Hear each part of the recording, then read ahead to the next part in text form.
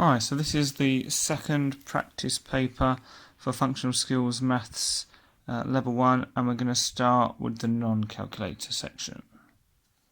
So you've got 25 minutes to complete this part of the paper. And we start with number 1. Joe works for a charity. Each year, the charity gives money to different projects. The charity has a total of £8,968 to give to the projects this year.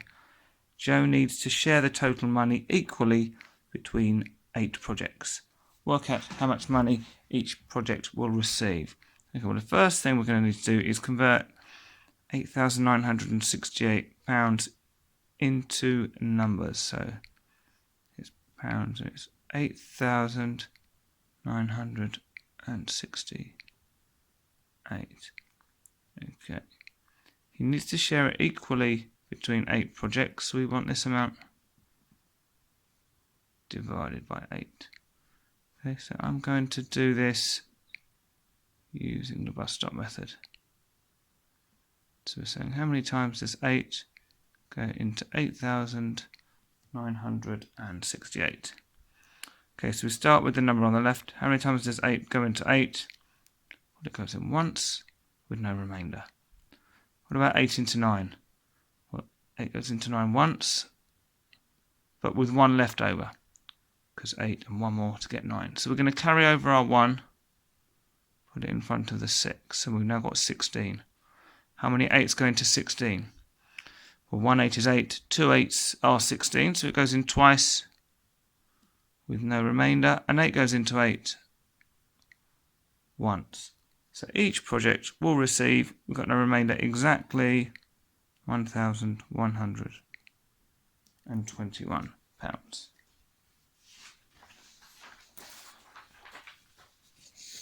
On to question 2. Alex is going to cook a chicken. He uses this rule to work out the total time needed to cook the chicken. So start with the weight in kilograms, multiply by 45, add 20, and that gives you the total time needed in minutes. Right, so the weight of the chicken is 3 kilograms. Use the rule to find the total time needed to cook the chicken. Give your answer in minutes. Okay, so the weight in kilograms, so the weight is 3. Multiply by 45. So we're going to want 3 times 45. Then we're going to add 20, and that will give us the answer we need. So we can put equals total time. Right, so if we remember, we were asked to do this first. We're going to do 3 times 45. So 45 times 3. 3 times 5 is 15. So put the 5, carry the 1. 3 times 4, 4, 8, 12, plus the 1 is 13. So we've got 135. Okay, so we've now got 135 plus 20. So 135 plus 25 plus 0 is 5. 3 plus 2 is 5. 1 plus nothing is 1. So we're going to have 155 minutes. And they're asking for it in minutes, so we don't want to convert it into hours and minutes. We can just leave it like that. Question 3. Kiara needs a container to put in her freezer. She uses this container. We've got this one here. The container is in the shape of a cuboid. Kiara knows 1,000 centimeters cubed equals 1 litre. She thinks the container holds more than 3/4 of a litre. Is Kiara correct? You must show your working. Right, so what we need to do is, we need to work out what the volume of this cuboid is. Now, because we've got the measurements in centimetres, we're going to work it out in centimetres cubed.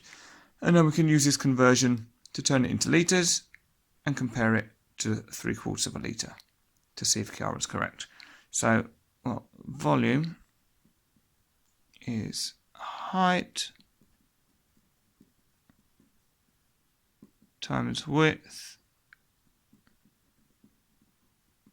times depth. Now you might use slightly different words for these, but essentially we're multiplying the 3 different dimensions of the box. So height, well, that's going to be our 5 centimeters. Width, sometimes we'll call it length, is at 20. And the depth is 8. So it doesn't matter which order we multiply these because they're all multiply. So let's do the 5 times 20 first. So 5 times 20 or 20 times 5. 5 times 0 is 0. 5 times 2 is 10. So that's 100. So we've done these two. Now we need to do the 8. So, well, we might not, you can probably see what this is going to give us. But 100 times 8, 8 times 0 is 0, 8 times 0 is 0, 8 times 1 is 8. So we get 800, and that's going to be 800 centimeters cubed. Okay, now at this point, you could turn this into a fraction and then compare it to the 3/4. But what is probably easier is to say, well, 3/4 of a litre is going to be 3/4 of 1,000 centimeters cubed. So 3/4 of 1,000 is going to be, well, 3 times 1,000, which is 3,000, and then we're dividing by 4. Okay, so let's do our 3,000 divided by 4 using the bus stop method. So how many times does 4 go into 3? Well, it doesn't. 0. So we're going to carry this 3 over to here. How many times does 4 go into 30 now? So you've got 4, 8, 12, 16, 20, 24, 28, 32. 32 would be much, so 7 times, and with 2 left over. Now you don't have to write this 3 here to make it 30. You could just have 30 here, but I like to do it this way. So now we've got 20. So how many 4s go into 20? 4, 8, 12, 16, 20. So 5 with none left over. And how many 4s go into 0? 0 with nothing left over. Okay, so what we're saying is that 3/4 of a litre is equal to 750. So actually, let's put it here. 3/4 of a litre equals 750 centimeters cubed. Okay, and we can clearly see that 800 is greater than 750. So if the container holds 800 centimeters cubed, then it's definitely going to hold 750 centimeters cubed. So is Kiara correct? Yes. Okay, so what you want to be showing is your answer yes, and these two numbers to compare.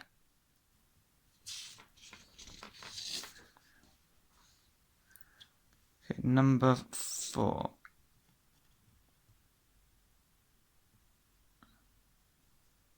Right, let's just get this straight. Okay, so we've got Zane needs to travel from Sheffield to London on Saturday. The table shows the cost for the different types of transport. So you can go by train first class, by train standard class, by bus, or by car. Calculate the range of these costs. Well, to work out the range, you want the maximum, or max, and you take away the minimum. So the max is going to be the biggest number. So we've got 47, 34, 6, 26. So I'm not looking at the decimals because at the moment the whole numbers are all different. So I can just compare the whole numbers. And first class train is the most. And also you can use a bit of logic. You kind of expect train to be more than bus, and certainly first class to be more than standard class. So that seems sensible. And the minimum is our £6.30. Okay, so we want 47.25 minus 6.30. 5 take away 0 is 5. 2 take away 3 we can't do, so we're going to borrow 1 from here to put in front. So the 7 reduces down to a 6 because we've passed 1 over to here. We've now got 12 minus 3, which is 9. Put our decimal point in. And it's really important when you're subtracting decimals, well, any numbers really, that you line them up. So units lined up, tenths, hundredths. So we've now got 6 minus 6, which is 0. 4 minus nothing, which is 4. So the range is £40, 95p. But because we've got the pound sign, we don't put the pence at the end. Now we've got Zane buys a standard class train ticket, so we know how much this costs. He uses a 15% discount voucher. How much money does he save with this voucher? So what we want, what they're really asking, is 15% of £34. So you can do this different ways. I find the best way to do it is think, well, what's 10% of something? Well, if you want 10%, imagine you've got the decimal point is here, and we just move the decimal point 1. So 10% of 34 is going to be equal to £3.40. We want 15%, so we want an extra 5%. So 5% of 34 is going to be, 5 is half of 10, so half of £3.40. Okay, so what we can do is, if we want half of something, it means we're dividing by 2. So 2 goes into 3 once, put a decimal point, and we've got 1 left over. Because once 2 is 2, 1 more makes 3. So 2 goes into 14 7 times, 2 goes into 0 no times. Okay, so half of £3.40 is £1.70.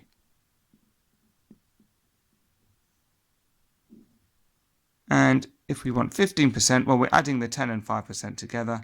0 and 0 is 0. 4 and 7 is 11. So 1 and carry the 1. Put our decimal point in. 3 plus 1 plus 1 gives us 5. So we're adding these two. I'll put the plus on that side just to make it clear. So he saves £5 and 10p. And on to section B, which means we can now use our calculator. Question 1. Jasper decorates flower pots to sell in his shop. He knows that it takes 12 minutes to decorate a flower pot. Jasper works from 9:30 a.m. until 12:50 p.m. on Tuesday. He takes 20 minutes for a coffee break at 10:30 a.m. How many flower pots does Jasper decorate on Tuesday? Okay, so let's think of this. So he works from 9:30 a.m. until 10:30 a.m. Then he has his break. So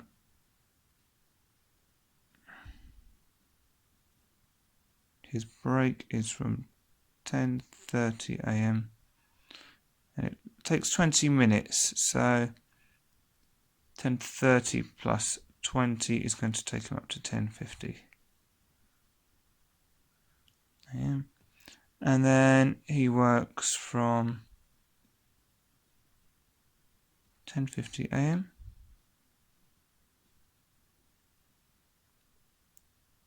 to 12:50 p.m. Okay, so 9:30 to 10:30, well that's 1 hour. So 1 hour, which is 60 minutes. Okay, And then after the break, he works from 10:50 a.m. to 12:50 p.m. So from 10:50 a.m. an extra hour would be 11:50 a.m. Another hour on from that would be 12:50 p.m. because it goes over midday, so it goes from a.m. to p.m. So this is 2 hours, which is going to be double 60. 2 6s are 12. Then put the 0 on, so that's 120 minutes. Okay, so in total, he works 60 plus 120 minutes. 0 and 0, 0. 6 plus 2 is 8. 1 and nothing is 1. So 180 minutes. Okay, now it takes 12 minutes to decorate a flower pot. So we're saying 180 divided by 12. So how many 12 minutes fit into 180? Okay, I've added these together because it doesn't say, but if he started a pot but didn't finish it by his break, well then he'd just carry on afterwards. Okay, so it doesn't matter about whether he does finish it before then or not. We're just going to add the total time together because he'd carry on where he left off. So 180 divided by 12. Well, it's a calculator paper, so let's use the calculator. If you want to do it in your head or using a bus stop method, that's absolutely fine. But you've got a calculator, so use it, even if you're using it to check your workings. So 180 divided by 12. How many flower pots does he decorate? So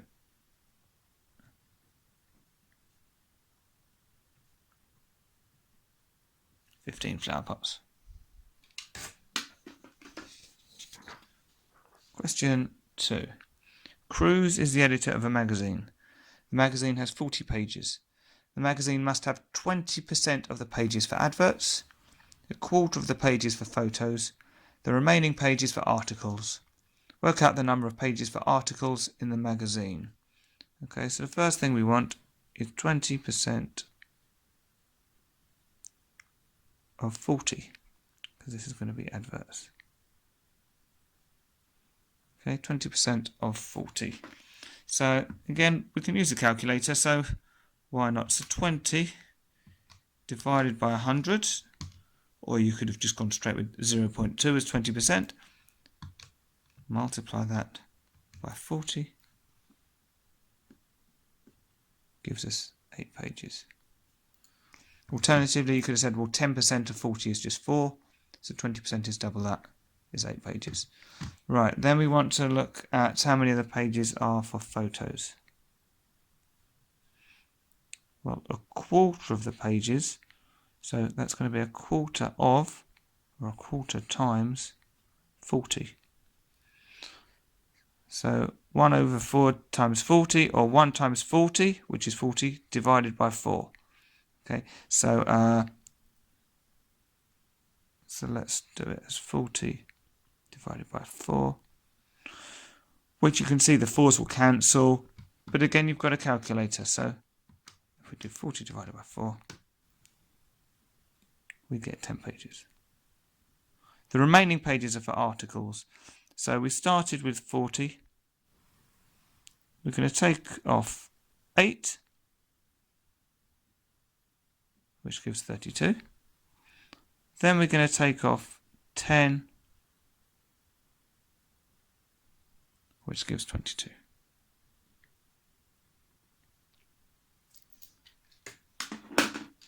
So, question 3. Amy wants new skirting boards in her living room. The skirting boards will go along the bottom of each wall, not go across the doorway, not go across the fireplace. Amy has this sketch of her living room. Skirting boards come in lengths of 2.4 meters. The lengths of skirting board can be cut and joined. How many lengths of skirting board does Amy need? You must show your working. Okay, so skirting board's going around the outside of the room, so this is a perimeter question. Okay, but we don't want these two sections. So we can work out the total perimeter and then just take away these bits. Right, now, everything is talking about meters. We've got 2.4 meters for the lengths, 1.2 for fireplace, 4.5 metres for this side, 6.5 metres here. But the doorway we've got in millimetres. So what I want to do is convert this into metres so that everything is in metres. Right, well, 900 millimetres. You can go straight from millimetres to metres, or you can say that there are 10 millimetres in 1 centimetre. Okay, so 900 millimetres means we're dividing by 10 to get centimetres. So 900 millimetres, if you look, we're just taking a 0 off, is going to be 90 centimetres. And then we know that there are 100 centimetres in 1 metre. So 90 centimetres, well, really what we're saying is 90 over 100, so 90%. So it's going to be 0.9 metres. And if you want to do that with a calculator, you can say, well, 90 divided by 100 gives us 0.9. So now we've got everything in metres. So let's work out the total perimeter. So I could work out this section and this section and this section, but I'm going to say for the perimeter, it's going to be 4.5 metres here, plus 6.5 metres. Actually, let's write it along here, plus 6.5. Plus, we're ignoring the doorway for now, so we're saying plus another 4.5. And then we're ignoring the fireplace, so we're saying plus another 6.5. And if we do that on our calculator, 4.5 plus 6.5 plus 4.5 plus 6.5 gives us 22 metres. Okay, but we then want to take off 1.2 metres for the fireplace, and then take off 0.9 metres for the doorway. So if we do that, 22 minus 1.2 gives us 20.8, and then minus 0.9 gives us 19.9 metres. Right, but that's not what we've been asked to do. We're not being asked to stop there. We need to work out how many lengths of skirting board she needs. Well, they come in 2.4 metres, so we want to know how many 2.4 metre lengths fit into 19.9. So what we're saying is 19.9 divided by 2.4. Okay, so we've already got 19.9 on the calculator, so we can just divide that by 2.4. Get 8.29 lengths. Now it says that the length can be cut and joined, but it doesn't say that you can buy part of a length. So to get 8.29 lengths, we're going to have to buy 9 lengths. And we'll have a bit left over.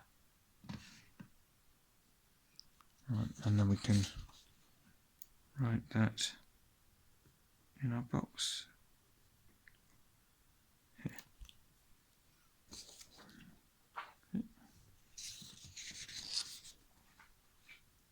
So question 4. John is a milkman. The table shows information about the types of milk John delivers every day or each day. And we've got the type of milk: skimmed, semi-skimmed and whole. And then we've got the number of skimmed, semi-skimmed and whole that he delivers, and the angles that they've worked out, because we're going to draw a pie chart. So draw a pie chart to show this information. Remember to label the chart. Right, so I'm going to do them on the chart in the order that we've got here. So skimmed milk, we've got an angle of 60 degrees. So you're going to need your protractor. So I'm putting the centre of my protractor on the centre of the pie chart, lining up my 0 with the top, and I'm going to go round until I get to 60. I'll just put a dot there. Okay. And now could draw my line. I don't need it to go. I don't want it to go outside the pie chart. That light dot was just to help me mark out where it should go. So I know that this is my 60 degrees. Okay, and they want it labelled so we can write skimmed. We can put 20 on it. Right, then for semi-skimmed we've got 165 degrees. Now the 165 degrees isn't starting from the top, it's starting from skimmed where we left off here. Okay, so we can... So we're starting from this line now. So again we need it in the centre, but our line has got to line up with the line we've just drawn. And because we want 0 here, so we're reading the top numbers. So 10, 20, 30, 40, 50. Where do we want? 60, 70, 80, 90. We want to go all the way up to 165, which is going to be... Oh, and this is the problem. It can move very easily. So you want to hold it tight. Halfway between 160 and 170, so we're going to mark it there. Now we can move the protractor, line it up, and again just draw to the outside. And this angle is 165 degrees. And this is our semi-skimmed. And there were 55 delivered. Okay, you can do a sort of bit of a check as well, because 165 degrees, well, that's nearly 180 degrees. And 180 degrees would be a straight line. So if you look, a straight line would go through like that. And we were a little bit short of 180. So this looks sensible. But if we want to really check before we label the last bit, this last angle should be 135 degrees. So let's see how accurately we did this. If we get the line right on the middle and line it up, and it should be... that's pretty close to 135.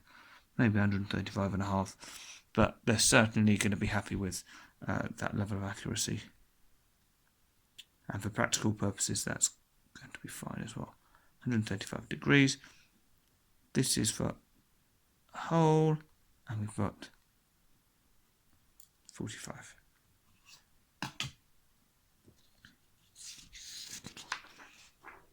Okay, question 5. Draw a hexagon. Well, a hexagon is a 6-sided shape. Okay. Now, no, it doesn't say draw a regular hexagon. Okay, so before you start getting your rulers out and trying to draw a perfect sort of hexagon that looks something like this, yeah, we don't need that. It says draw a hexagon. So a hexagon's got 6 sides. So 1, 2, 3, 4, 5, 6. Apart from my slightly dodgy corner there. So we've got 1, 2, 3, 4, 5, 6. Done. Here is a shape. How many lines of symmetry does this shape have? Okay, we've got 1, 2, 3, 4, 5 points. So 1, 2, 3, 4, 5 corners or vertices. Well, these would be vertices as well, but so we've got 5 on the outside, 5 on the inside. Lines of symmetry. Well, it looks to me like we're going to get a line of symmetry straight down the middle. Okay. Now, if we've got one straight down the middle that way, then if you imagine if you rotated the paper, then you would also have a line of symmetry this way, because it just depends. We're going through a point and a sort of corner, and you've got a point and opposite corner there. So it's just you're just turning the picture. So that means we've also got one over on this side.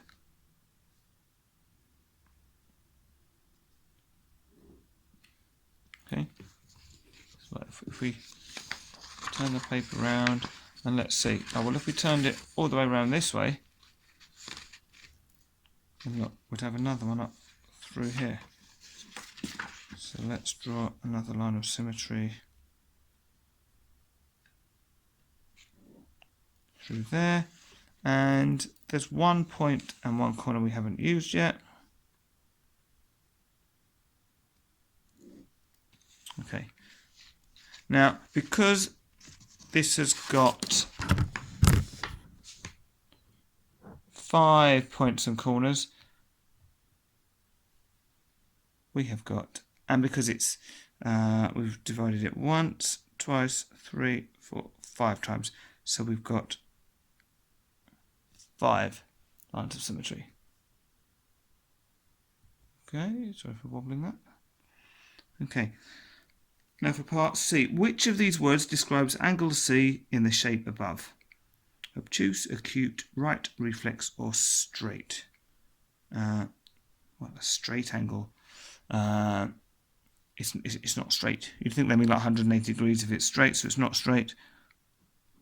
Acute, well, acute means less than 90 degrees. 90 degrees is going to be something like that, or I could have drawn it with my ruler to make it a bit more accurate. But if you see, we've got 90 degrees on there. Okay, so it's less than 90 degrees, so it's acute. So right angle would be 90 degrees. Just to rule these others out. Obtuse is between 90 degrees and 180 degrees. And reflex is greater than 180 degrees. So we can clearly see, if we use the protractor, that it's, what have we got, 10, 20, 30, we're sort of around 40 degrees, something like that. So an acute angle.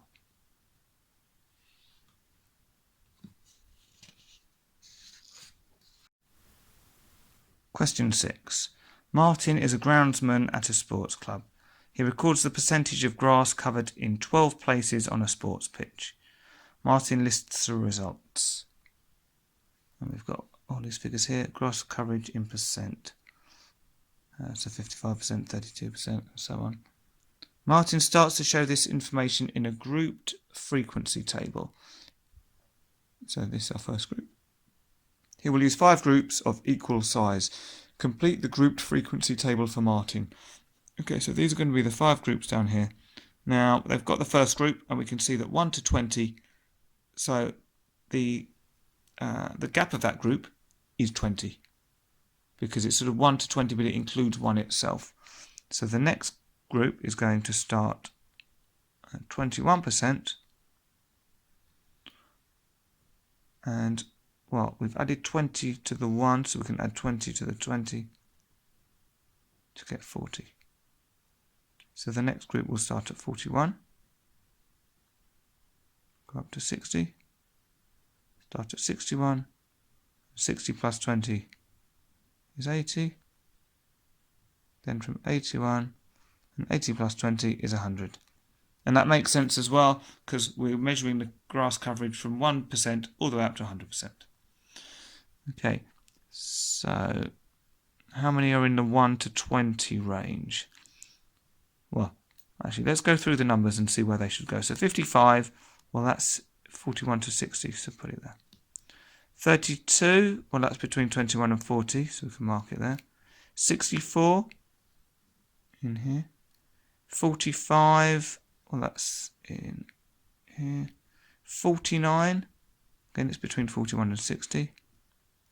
18, between 1 and 20. They've already done this one for us, so we don't need to add that one in. 83, between 81 and 100. 74, between 61 and 80. 27, between 21 and 40. 91 is between 81 and 100. 40 is just between 21 and 40. Well, it's in that range. And 62 is going to be in the 61 to 80 range. So we've got 1 here, already done. We've got 1, 2, 3, here. 1, 2, 3. 1, 2, 3. And 1, 2. 1 plus 3 is 4. Plus 3 is 7.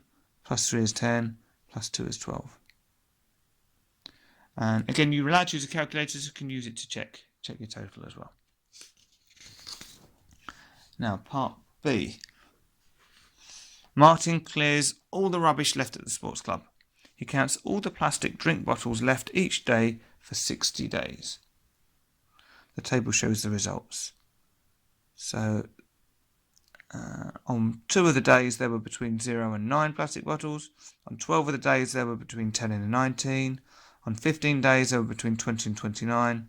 On 23 days there were between 30 and 39. And on 8 days there were between 40 and 49 bottles.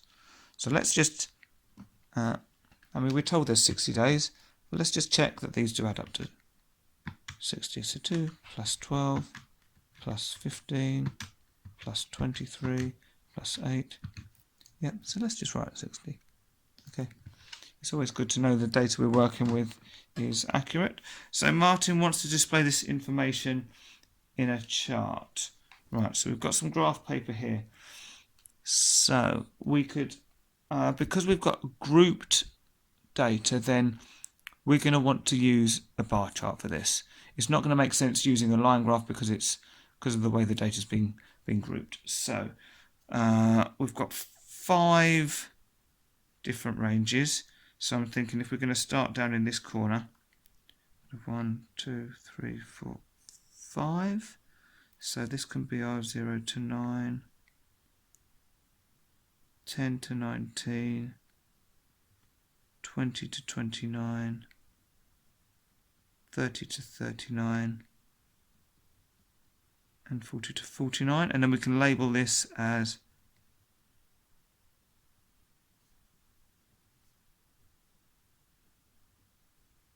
number of plastic bottles. Okay, and then we can have frequency going up here.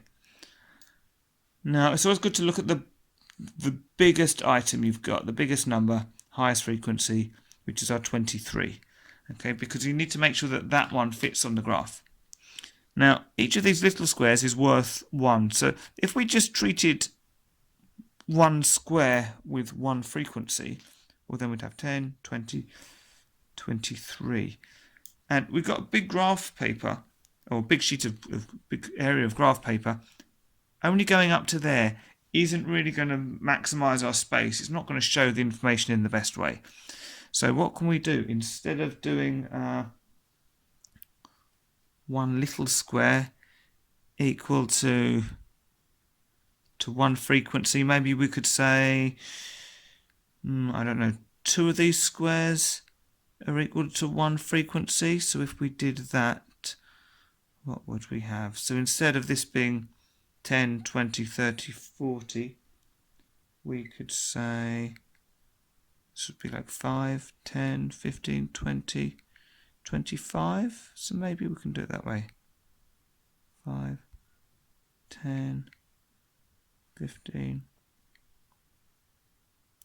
20, 25. You can see it's going to use the graph paper better. So this is our frequency. Alright, so let's draw on our axes. Even though we've got the lines on there, let's go over them. And we want to make sure that the frequency number goes at least as high as the biggest frequency. So we've got 23, so we're going at least as high, we're going slightly above it.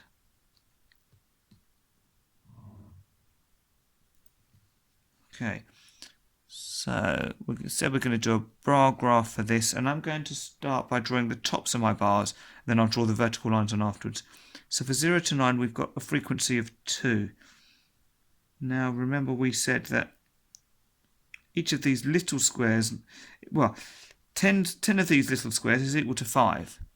That means that 2 of these little squares equals 1 frequency. So maybe we can do small squares. So frequency of 2, we're going to be doubling them all, so it's going to be 4 small squares. So double 12 is 24. Double 15 is 30. Double 23 is 46. And double 8 is going to be 16. So the first one, we want 4 small squares, which will take us to there. And the next one is 24. So 10, 20, 1, 2, 3, 4. So that gives us our frequency of 12, but we're doing it based on the number of squares now. So 30 small squares we want for 15. So 10, 20, 30, and we can see that ties up with the 15 over here.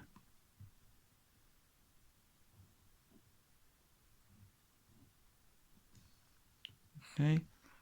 Then we've got 46 small squares for 23. So 10, 20, 30, 40, 45 to halfway, 46 to here.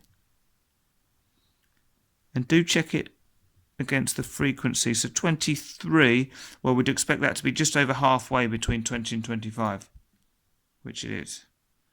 And then the final one for a frequency of 8, we want 16 small squares. So 10 up to there would be 15, and we want one more.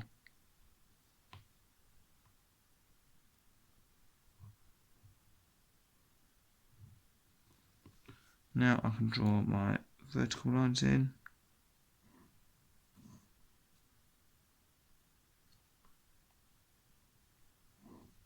I'll try and make these a bit darker so that you can see them.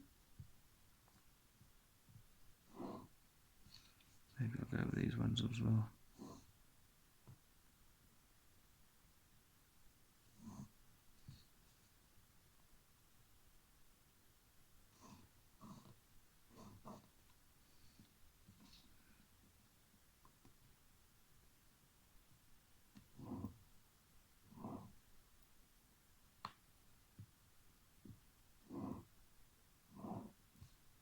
Okay, hopefully those are, you can see them a bit better, those lines. And here we're joining up.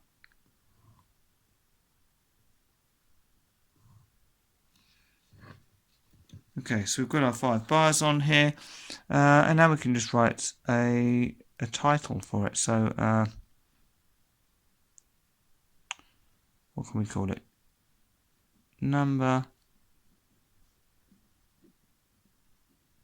of plastic bottles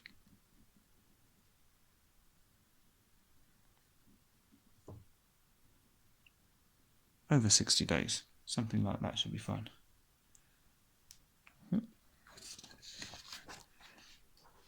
Okay, question 7. Here is a prism. So a prism is a 3-dimensional shape where basically the cross section is the same.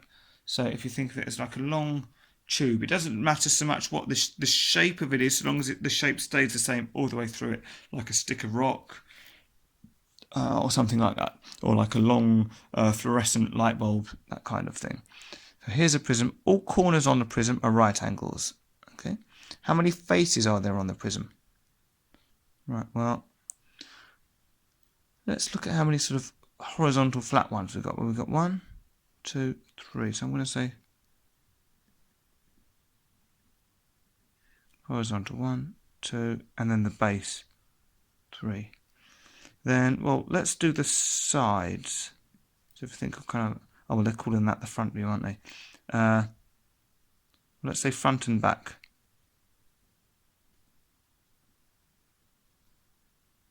We've got 2 of those, front and back. And then the sides,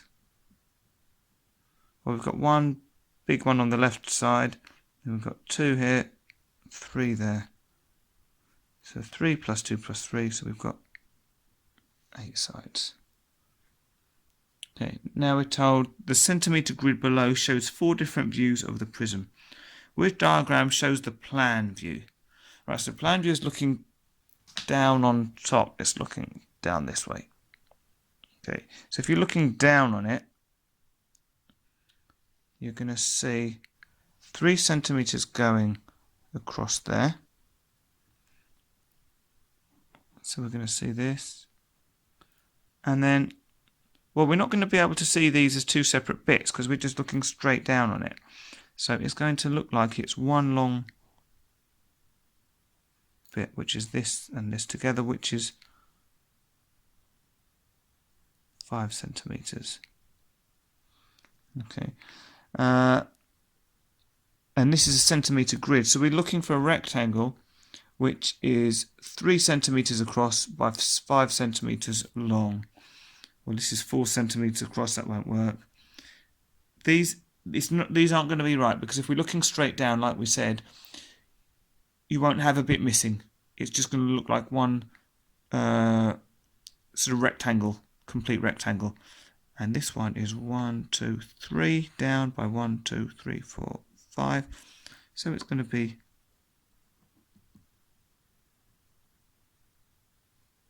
diagram 2.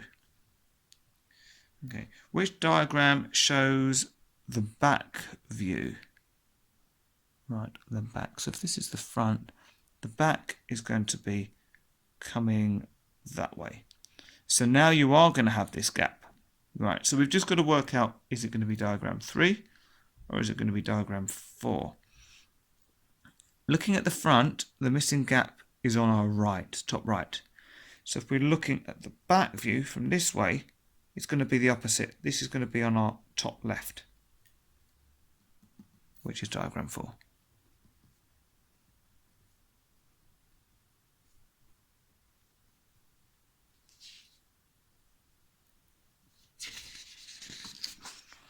Question 8. Penny is the manager of a nursery for preschool children. She knows that the ratio of the number of adults to the number of children must be 1 to 8. Penny has 56 children at the nursery. Work out the number of adults Penny needs for 56 children. Okay, so we've got adults to children is a ratio of 1 to 8.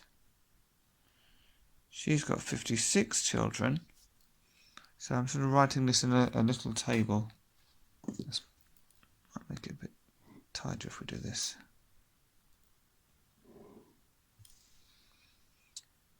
Now, because it's ratio, it means everything is like multiplicative.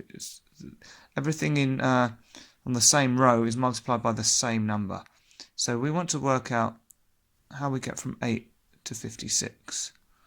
So if we do 56 divided by 8, and you can do it in your head or use your calculator, should get 7, yep. So what that's saying is we multiply the 8 by 7 to get 56. So we need to do the same to the adults. Well, 1 times 7 is just going to be 7. So the 7 adults. Okay. Use a reverse calculation to show a check of your answer. Okay, well, so a reverse calculation means start with your answer. So start with 7. Instead of dividing by 8, we're going to multiply by 8, which is the opposite.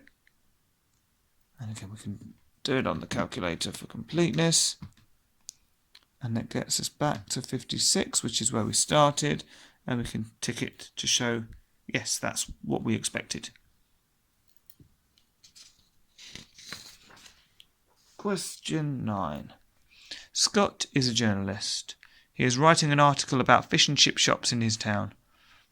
The table shows the prices of a standard portion of fish and chips in 5 local shops.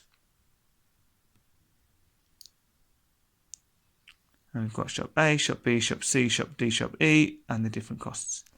Scott thinks the mean price of a standard portion of fish and chips in these 5 shops is £6.85. Is Scott correct? Well, to work out the mean, we need the total divided by how many there are, or let's put by how many.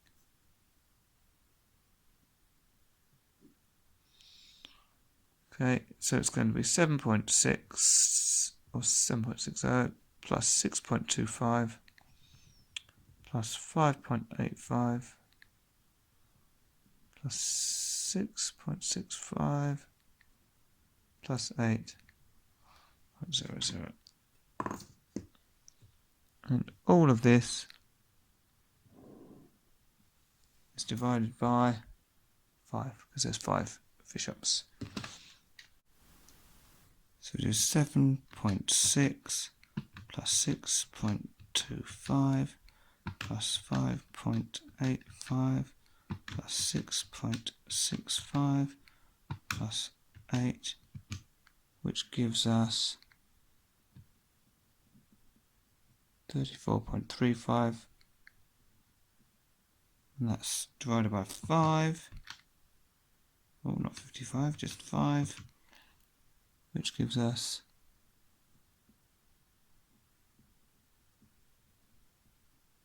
£6.87, which is not equal to £6.85. So is Scott correct? No.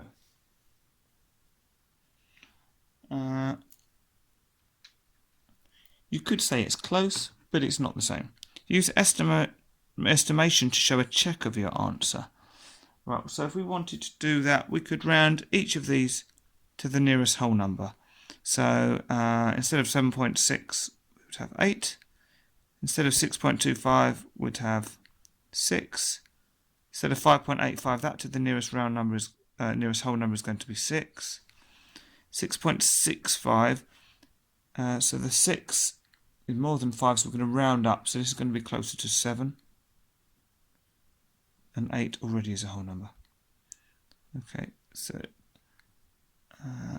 again we can use a calculator. 8 plus 6 plus 6 plus 7 plus 8 equals 35. And 35 divided by 5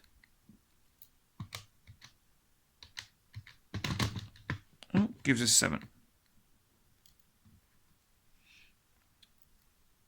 Which is approximately equal to £6.85. So with the estimation, you'd say you could say it looks reasonable. Okay, but we're using estimation. The original question was saying that it is £6.85. So the estimation is going to kind of check that we haven't done anything crazy in our calculation, because it's reasonable. So it's close to £6.85. But actually, what we're comparing it against, sorry, we're not checking the £6.85. We're checking our calculation. So we're checking that it's close to £6.87, which it does. Yeah.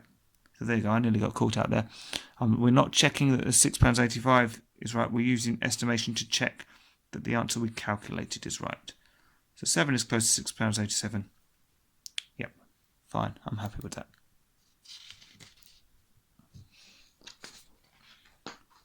Question 10. Matteo works for the local council. The council has 1,260 grit bins. The council will increase the number of grit bins by 5%. Matteo thinks there will be more than 1,300 grit bins after the increase. Is Matteo correct? You must show your working. Okay, so probably best way to do this is to first work out what 5% of 1,260 is. And we can do this with our calculator by saying 5 divided by 100. 5 divided by 100. Let's try one more time. 5 divided by 100 gives us 0.05. And then multiply that by 1,260 gives us 63. Okay, so now if we add that to the original, so 1,260 plus 63,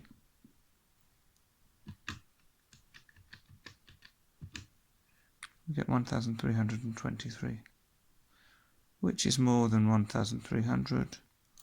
So is Matteo correct? Yes. Question 11. Lanza is a gardener. She has this plan of a garden. We've got this here. Lanza needs to put grass turf to cover this garden. She charges £16 a square metre to put grass turf in a garden. Lanza thinks she will need to charge more than £800 to put grass turf in this garden. Is she correct? Shall I think this? Okay. Well, we need to work out the area. And while we've got the area, well then we can use that to work out how much it's going to cost. Okay, so to start with, we've got a sort of irregular shape here. Let's see if we can turn it into shapes that we can calculate the area of a bit more easily. So instead of having this L shape, I'm going to split it into two rectangles. So I'm going to draw a line across here. So I've got a rectangle up at the top and one down at the bottom. Okay, you could also have split it up this way. So you have one rectangle here and one here. Or the other way you could do it is work out it as one big rectangle and then take off this. But I'm going to do it this way. I'm going to have one big rectangle, one here, and then add them together. Okay, so for this top rectangle, well, I know it's 9. I know the area of a rectangle. Let's put area of rectangle is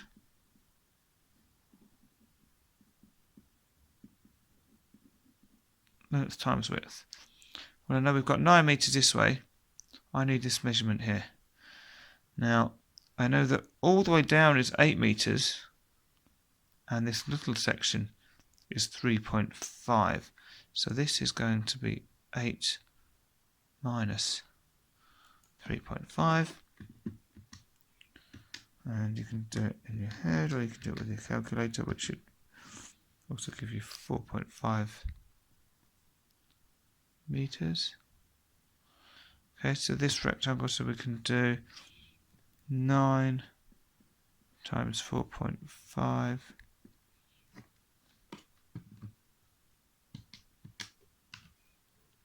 which gives us 40.5. That's going to be meters squared. Now for this rectangle down here, we've got these two measurements, so it's just going to be 3.5 times 4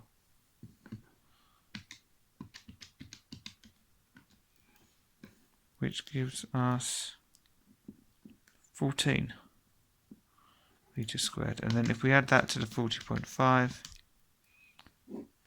that's the total area of 54.5 meters squared. Well, we know Lanza charges £16 for 1 square meter. We've got 54.5 square meters, so we're going to do 16 times 54.5.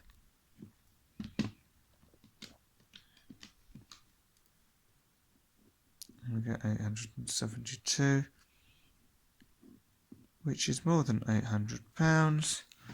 So is she correct? Yes. And we can put that in the final box for this question as well. Yes, and we've got all of our workings here. And that's the end of the paper. I hope you did well.